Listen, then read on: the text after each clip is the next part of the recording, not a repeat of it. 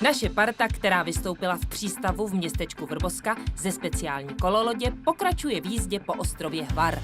Uchvacují je kouzelné výhledy na čisté moře a další ostrovy. Makadam vystřídala nádherná hladká asfaltová silnice.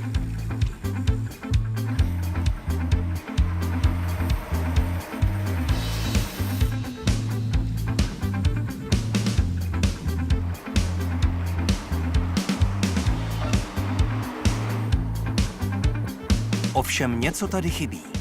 Aha, už víme. Auta. Provoz je tady skutečně minimální.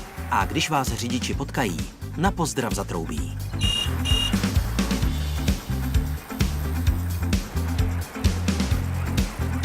Jízda je velmi příjemná, neboť cesta stále klesá.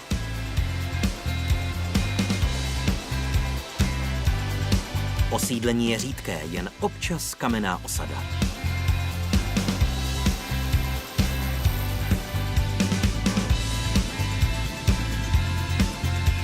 Pohled na moře snad neomrzí nikdy.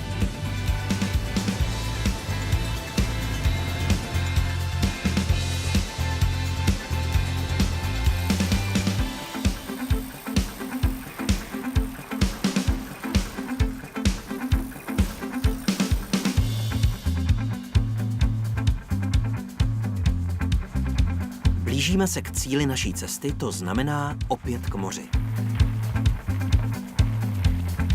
Opět opustíme hrubší makadam, vedoucí od zátoky Mlaska podél moře až do Sučuraje. Romantika, romantika, romantika. Nikdy jí není dost.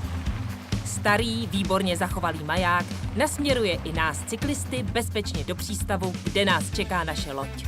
Mnoho majáků bylo postaveno koncem 19. století, v době, kdy jsme byli s Chorvatskem v jednom seskupení v rámci Rakouska-Uherska.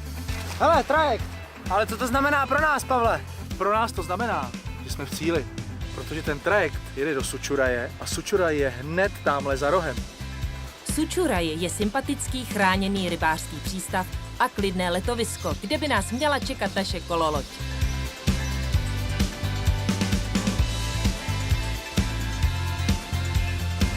Sláva je tady. Musíme se na naši krasavici nalodit. A už vyrážíme vstříc dalším dobrodružstvím a poznávání krás Chorvatska na lodi i na kole.